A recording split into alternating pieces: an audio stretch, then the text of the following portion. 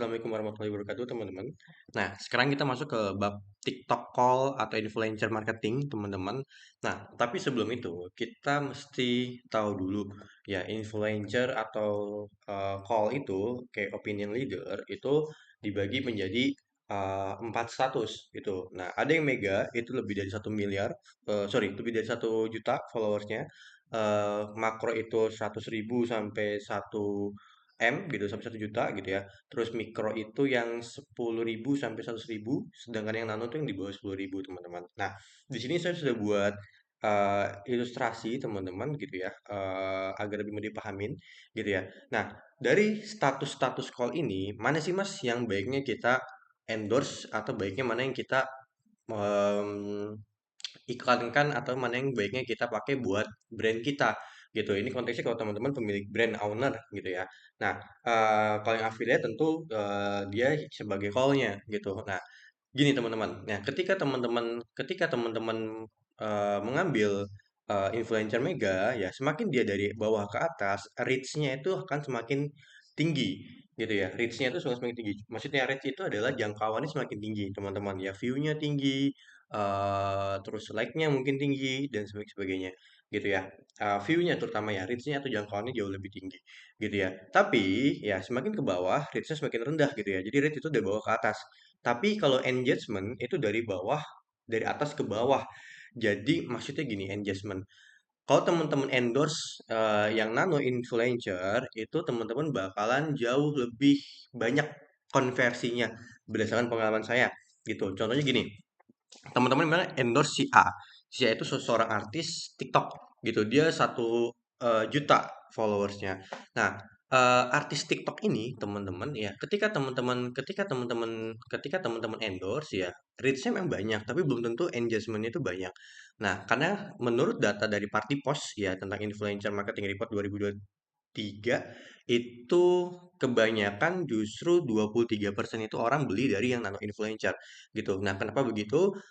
Bukan dari Mega justru. Nah, karena teman-teman ya, ketika dia endorse dari Mega gitu ya, orang udah bilang wah ini endorsement A, ini endorsement A, ini endorsement gitu. Jadi orang udah udah membentengi diri sendiri gitu. Tapi beda halnya dengan nano gitu. Beda halnya dengan nano gitu. Nah, beda halnya dengan nano maksudnya gini. Kalau yang nano influencer, teman-teman, yang nano influencer ini orang kalau kita endorse yang nano influencer ini dan kita iklankan, orang bakalan oh kayaknya real deh. Ya, karena orang-orang yang kecil, maksudnya orang yang kecil dalam arti dikenalnya ya. Orang yang kecil gitu, orang yang belum terkenal gitu. So, mungkin dia hanes gitu reviewnya. Nah, jadi itu kurang lebih buat nano influencer teman-teman ya. Jadi engagement makin tinggi. Jadi kalau teman-teman incer konversi, konversi dalam arti konversi penjualan, itu teman-teman incernya yang nano influencer gitu. Itu untuk TikTok call marketing. Nah, selanjutnya ya, ketika teman-teman memilih call, teman-teman pilih call yang sesuai kebutuhan teman-teman, gitu ya. Terus lalu teman-teman nanti buat brief, ya. Nah, gimana Mas cara buat briefnya ini? Ya, yang pertama teman-teman follow the trend. Trennya apa sih yang lagi di TikTok ini?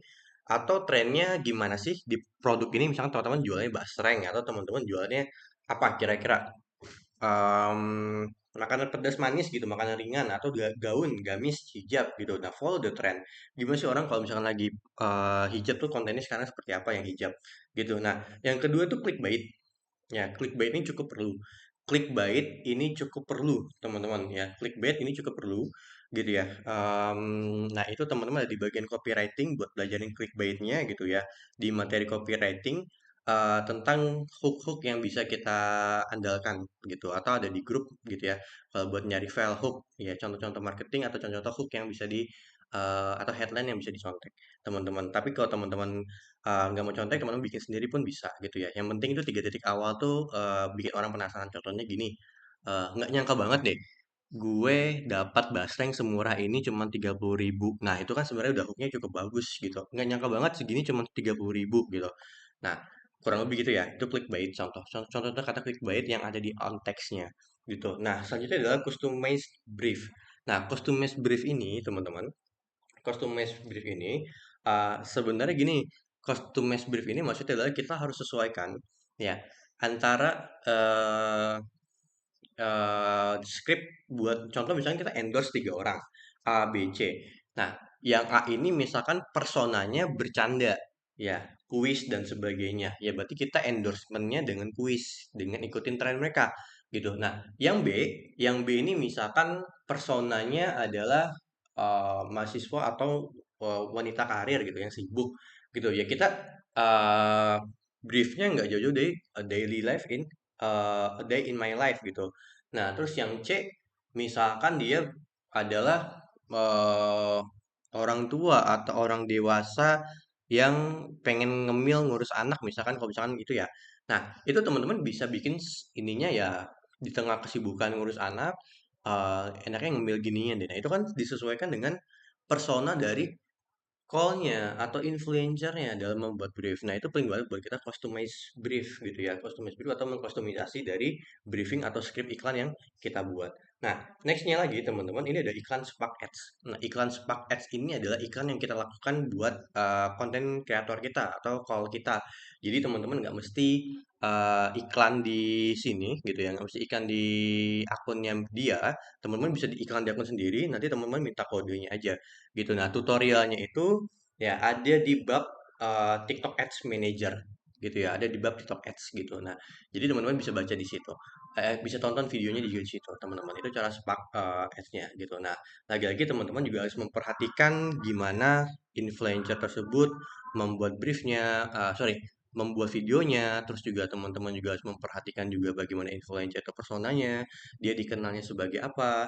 Nah, itu teman-teman pasti banget paham hal itu ya, gitu. Nah, sekian untuk em, materi kali ini. Assalamualaikum warahmatullahi wabarakatuh. Halo,